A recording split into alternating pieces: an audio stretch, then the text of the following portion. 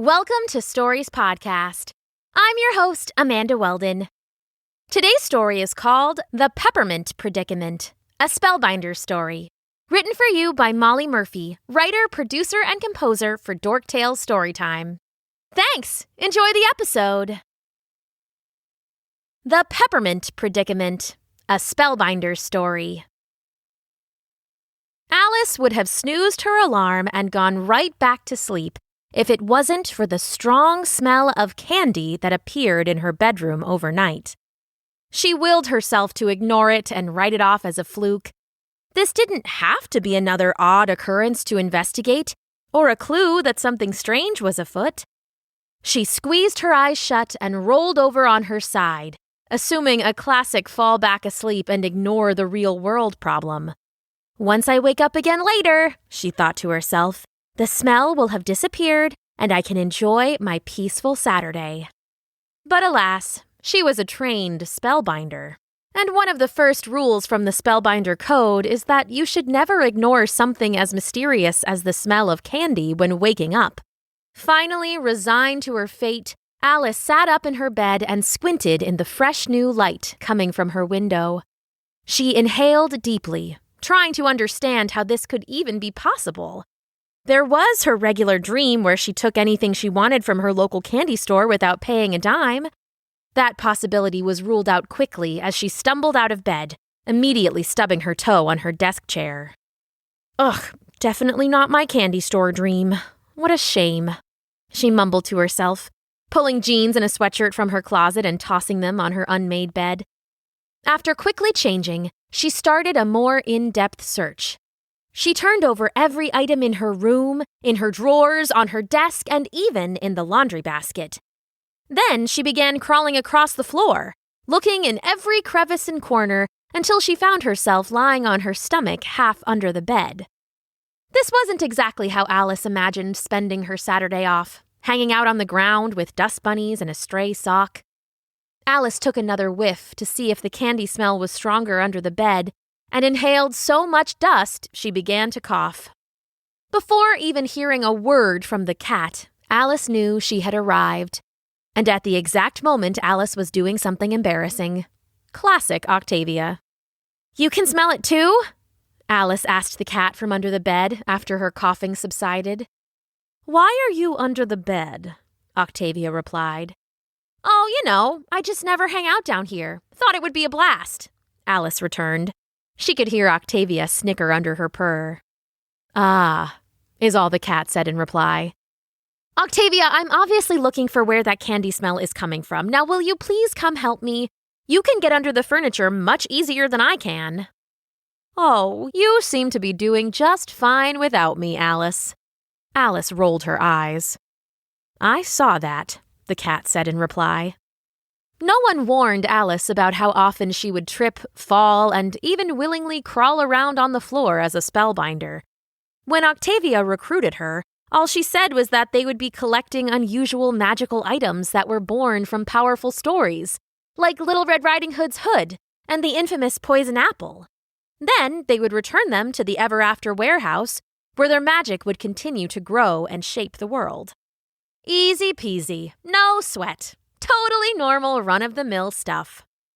Alice couldn't help but smile to herself as she heard her talking cat companion coming closer to where she lay under the bed. Yup, she thought. Totally normal. "Find anything?" Octavia asked. "Yep, I actually found the source of the magical candy smell." "Oh, really?" Octavia replied, not fooled in the slightest. "I did." "And you're still under the bed because—" "Turns out it is pretty nice down here. Thought I'd hang out for a while." "Alice?" "Yes, Octavia." "Would you like to come out from under the bed and hear what I've actually discovered about this candy smell?" "Yep, that sounds like a plan." Alice awkwardly slid out from under the bed and stood up, coughing again at the dust that had collected on her clothes. "So, what's the deal?" "Well, it seems there is a strange candy smell." "You're joking, right? You must be joking." Alice stared at Octavia in shock. The cat grinned. Oh, right. I did stop at Ever After for a book, and they have a few suspicions. Tell me more, Alice said excitedly. She briefly wondered how the cat was able to bring a large book to her house all the way from Ever After, but shook her head. Some mysteries she'd never solve, and most of those had to do with the very cat that quickly leapt from her bed to the windowsill. Let's walk and talk. We have a lot of ground to cover. And with that, Octavia disappeared out the window. Alice met with the cat outside and got caught up. Apparently, the Spellbinders had heard news of an item on the loose, born from an old story. It was a small peppermint candy that fell from a very powerful house made of gingerbread. Like Hansel and Gretel? Alice asked excitedly. Octavia stepped to the side to reveal a book lying on the ground. It was indeed an old, worn copy of Hansel and Gretel, the names scrawled in gold on the spine. Alice picked up the book and put it into her backpack.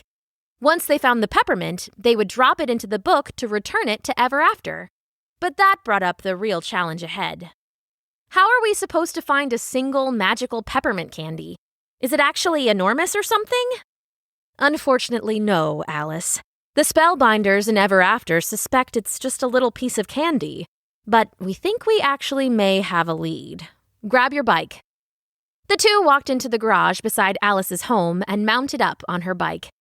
Octavia sat comfortably in Alice's slightly open backpack, peeking over her shoulder and offering her directions as Alice pedaled through and then beyond her neighborhood. They were only riding for a short time before finding their way into a wooded area on the outskirts of town. As soon as they arrived, Alice could feel the air change, growing thicker and more sickly and sweet-smelling than before. Something's definitely going on over here, Alice muttered to the cat. There were fewer and fewer houses as the pair rode along, and the ones that did appear were half hidden behind tall trees. Though it was far too early in the winter season, Alice could have sworn she felt the characteristic chill of snow gathering in the atmosphere. Octavia instructed Alice to lock her bike up next to the opening of a path that led them away from the street and deeper into the woods. This path is regularly used by the folks that live here, so it's not unusual that there would be some activity. However, this is quite unusual. Octavia padded quietly forward a few minutes. Octavia, how do you get so much done? Do you ever sleep? Alice said mostly to herself as she watched Octavia bounce in the brush. She could feel the cat's laugh in reply, resonating like a low purr. After a short, brisk walk, Alice finally noticed it. A small, unwrapped butterscotch candy. It was half buried in the dirt, but the smell was still palpable. And magical. But this is not a peppermint, Alice said, leaning down to examine it more closely. No, but we think it is the start of a pretty solid trail to the candy in question. What makes you say that? Because, Alice, it's the start of a candy trail. Look. Alice was confused by Octavia's words at first, until she looked just beyond the butterscotch candy. A few feet away, she saw what looked like a jelly bean, and walking just a bit further, she found half of a gumdrop. After examining the candy for a moment, Alice looked over at Octavia. Well, I guess we follow the candy. On the hunt, the two Spellbinders found a new piece of candy every few feet. Alice wasn't sure if the candy trail was there to help someone find their way back out of the woods, or so curious people and cats could find their way to some mysterious destination. There were cottages scattered throughout the woods, a few with chicken coops, one with lots of tinkling wind chimes, and one with long, pointy hat-wearing garden gnomes placed lovingly throughout an overgrown yard. Their walk was surprisingly peaceful, and Alice settled into the comfort of the scene around her. That's when she heard a small voice coming from somewhere near her feet. Psst! Alice looked around, confused for a moment, thinking that she was hearing things. She decided to ignore the sound, continuing along after Octavia. Nothing extra strange is going on. Just a candy trail through the woods, Alice thought to herself. A calm, easy mission, with nothing exceptional to worry. One quick tug on the cuff of her jeans interrupted her thoughts. She sighed and decided she might as well look down. Alice was shocked to find a garden gnome staring up at her, a worried expression on his face. He had a tall yellow hat on his head and wore a deep forest green shirt under simple overalls. "Psst, come closer," the garden gnome whispered again. Are you talking to me right now? How are you still surprised by these things? Octavia asked, sounding genuinely curious. She had circled back at the sight of the gnome and sat politely in front of him, listening intently. You know what? You're right, Alice replied, and then she turned her attention back to the gnome. He once again beckoned her to squat lower, and she did, low enough so they could be face to face. "Listen, the kids you're looking for." Kids? Plural? Octavia asked. "Yep, they went that-a-way," the gnome whispered. "But you do not want to go that-a-way." "But we have to find them. We think they have something very powerful," Alice said, slightly dismayed. "Why wouldn't we go this way?" "Whatever they have, it's not as powerful as the Witch of the Wood." The Witch of the Wood?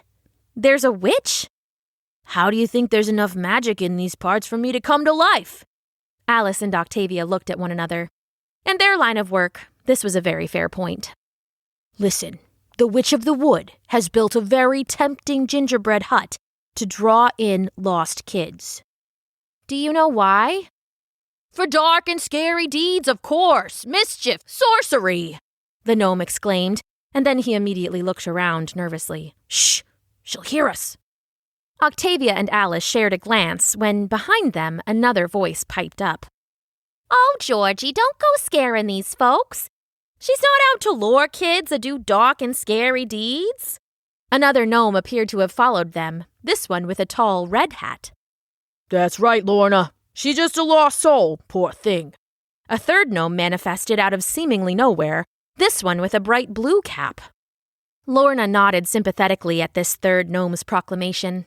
Then she turned to look at Alice and Octavia again. "Georgie has a pretty active imagination," she said. "Thinks everyone's always out to get him." "You don't know that they aren't." Georgie looked around suspiciously. "You never know what's around the corner, Lorna." "You hear that, Sal?" Lorna said with a friendly smile. "Just our pal Georgie, being Georgie," said the gnome in the bright blue hat. Lorna spoke up once again. "Now listen, we think those kids weren't lured by the witch for anything bad. She just, she wants some company." Sal chimed in. "Don't we all?" "A bit of a twist from the original story," Octavia muttered.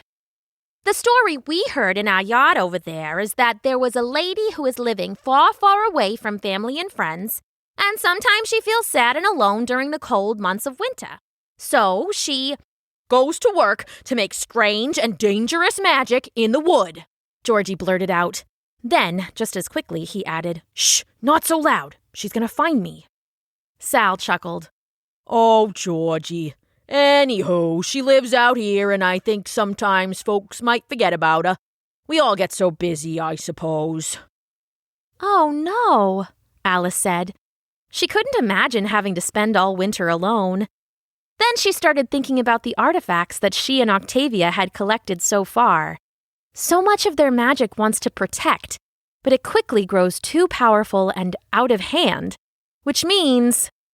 Octavia seemed to be piecing things together as well.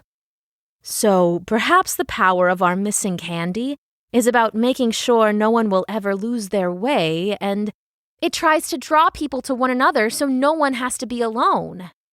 That's right, Alice.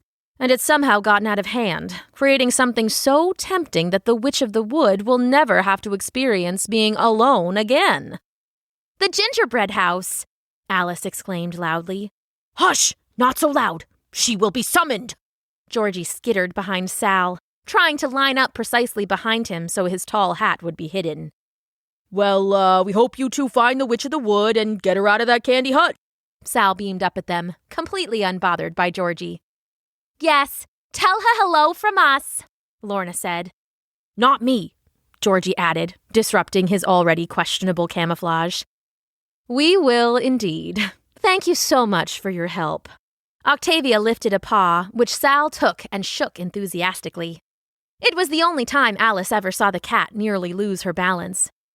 With that, Alice and Octavia parted ways, leaving the gnomes chatting amongst themselves about the many snails stopping by their garden these days.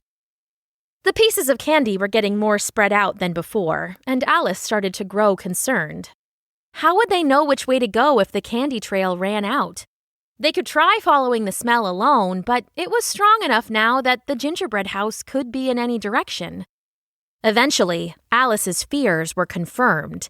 The candy trail completely disappeared, leaving them lost in the deepest part of the woods. Except, Octavia was mumbling to herself, using her paws to dig into the dirt for any sign of an M&M, licorice, or chocolate-covered marshmallow. What are we supposed to do now?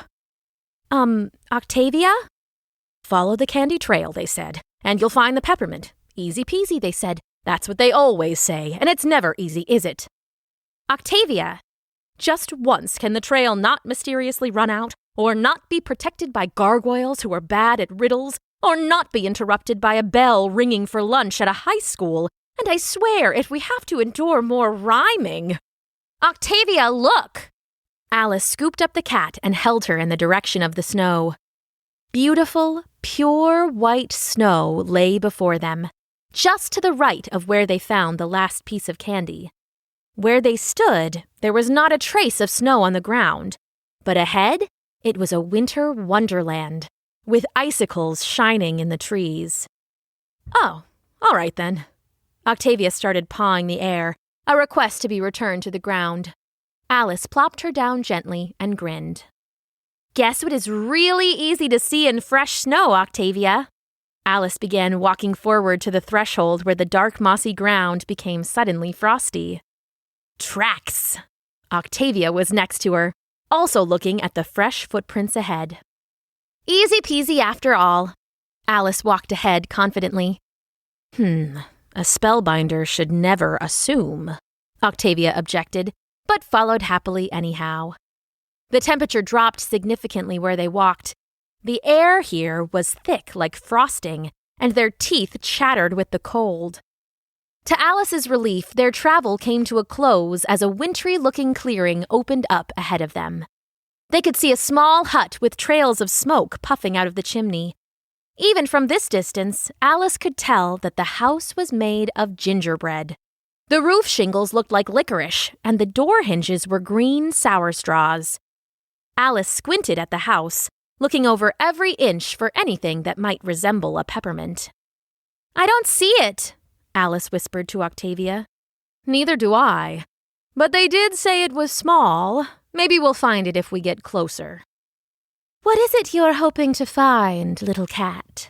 A strange voice said from the shadows of the trees. Alice whipped around quickly to spot where the voice was coming from and saw yellow eyes in the shadow of a tree. A small, looming figure began to emerge and came into full view. She wore a long, dark wool coat that hung all the way down to her pointy-toed boots. She had impossibly long hair and bright yellow eyes. Hello, Alice said, nervously clearing her throat. We're here to help. You're just here to take a bite off my house, she snapped. No, really. We wanted to come here to meet you and keep you company, and that's what they've all said. And I thought it was true at first, but then I found them all out. You found them out? Octavia asked, also sounding a little bit nervous. I thought my candy house would be the talk of the town, and me along with it. But then they all just wanted the gingerbread. So I'm going to tell you what I told all those busybodies. I'd rather be alone, after all. No, but we really want to help. Please don't send us away, too. The towering figure backed Alice and Octavia into the middle of the clearing. Alice was looking around for anything that might help or any ideas of how to convince the Witch of the Wood that they were here to help her. But the only thing around her was the house and, well, a bunch of snow. Listen, we will leave you alone again. We just need one tiny piece of candy before we go. But we swear it's for your own good. I knew you were here for the candy, the Witch of the Woods snarled. She seemed to suddenly grow taller, and snow lifted from the ground around her. Alice decided it was time to be clever and think of something, anything, that might get her and Octavia that candy, and help the witch in the process. Let's have a snowball fight. What? Octavia and the witch said in unison. Alice was grasping at straws, but if the witch was lonely, maybe having fun with some new friends was a good antidote until they could snag and bag the peppermint. Yes, she thought, this just might work. Yeah, we make some snowballs, and the first one of us to get the other with a snowball wins. And if you win, we'll leave you alone. But if we win, we get to take the peppermint we're seeking. She could sense Octavia's confused look. When I hit you with a snowball, you'll leave? The witch replied thoughtfully. Alice could see the magic of swirling snow gathering again and nodded nervously. Snowballs were already forming at the witch's feet. I guess that's a yes then, she said as she laughed nervously. You have just a few minutes before we begin. Then you will leave and get out of my hair. The witch unleashed a fairly terrible smile, which got Alice working to make her snowballs quite quickly.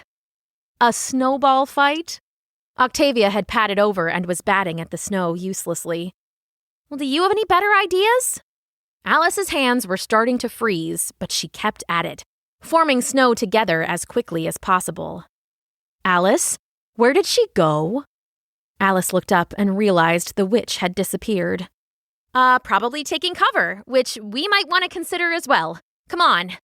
Alice piled snowballs in her arms and ran. Just as she dove behind a large tree trunk, she felt a cold wind whoosh by her ear. I guess we've begun, Octavia proclaimed. Why don't I try to distract her? I'm quite fast. Great idea! Go, go, go! Octavia leapt from behind the tree and began bobbing and weaving wildly. Alice couldn't help but laugh as the cat bounded through the snowdrifts. Any time now, Alice, Octavia called. Through laughter, Alice shouted. You seem to be doing just fine without me, Octavia. Ha ha, very funny. Alice certainly thought so, but she decided that it might be time to assist. She watched as another flying snowball whizzed right above Octavia's back. Alice lobbed her own snowball in the direction she thought the witch might be hiding, but she could tell it didn't land. Aim better, please, Octavia said, but Alice could hear the amusement in her voice. And she heard another sound, the sound of laughter from where the witch was hiding. Was she having fun? Alice's smile grew the widest it had ever been. The three of them threw, leapt, ran, and dodged until they were all panting, and Alice's hands were fully numb. There were some acrobatic jumps from Octavia when she darted up a tree, dove off a low branch, and rolled out of the way of a snowball.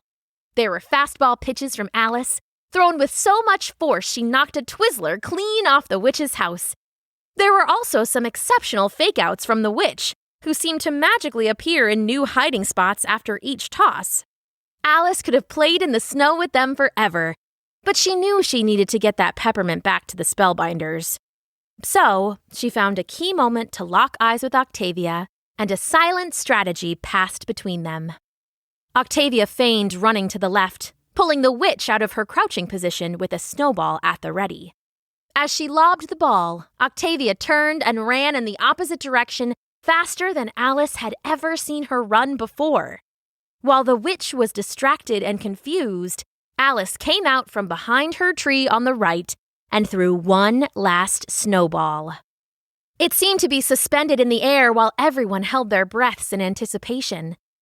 Finally, the snowball made its landing squarely on the witch's shoulder, bursting into icy powder. Alice, Octavia, and the witch laughed at the events of their epic match, but Alice could see the reality of the last pitch dawning on the witch's face. She suddenly stopped laughing and turned away in anger. Fine, take the candy and go, the witch said, her smile completely disappearing. "I promise, everything will be better once we find this... Aha!" Alice spotted the circular window above the door, which was formed with panes of red and white sugar that looked like stained glass. Mounted in the center was a very small, round peppermint that glowed with magic. She pulled out her copy of Hansel and Gretel and opened it, and it glowed in response to the peppermint in the window. She helped Octavia up onto her shoulders, and the cat climbed even further up onto Alice's head. Alice stood on her tippy toes so the cat could bat the peppermint directly into the book.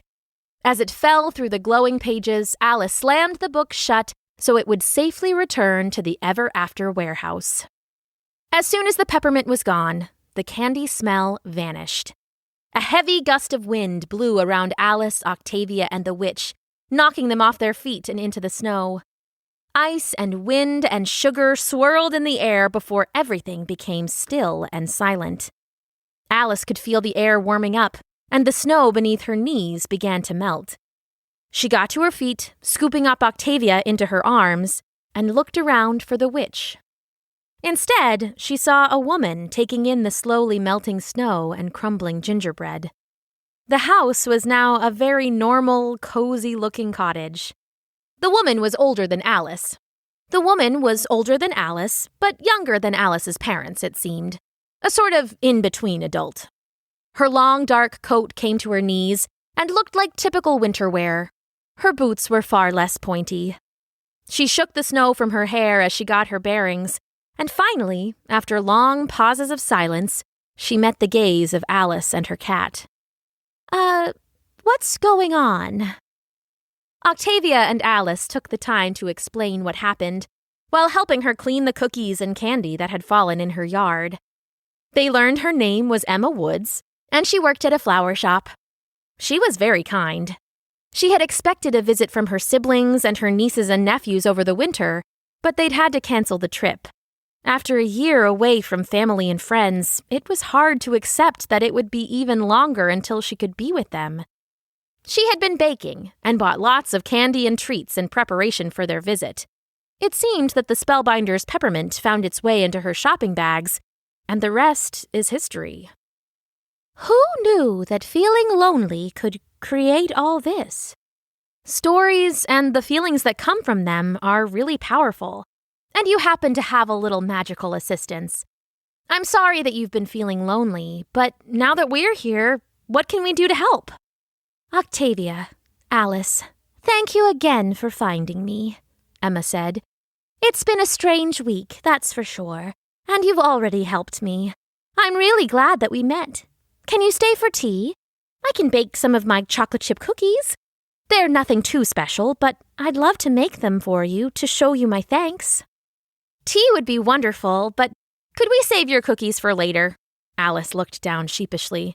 I'm sure they're delicious, but after smelling sweets all day, I'm not sure I can eat a cookie just yet. Emma laughed. I completely understand. How about I order us a pizza? Now we're talking, Alice smiled. Anchovies on the side for me, please, Octavia chimed in. The three of them settled in around Emma's wooden table. Alice and Emma sipped on warm herbal tea, listening as Octavia regaled them with the story of their day. From discovering Alice laying underneath her bed to meeting Georgie, the overly cautious and very dramatic garden gnome. Emma told the rest of her tale, too, about her lonely feelings that baked the gingerbread home into being, and her dashed wishes for a warm, friend and family-filled season that turned into such strange magic. They laughed and talked, melting the snow away through their moment of companionship. Who needs an enchanted peppermint candy, Alice thought, when you can make friends who are this magical all on their own? The end.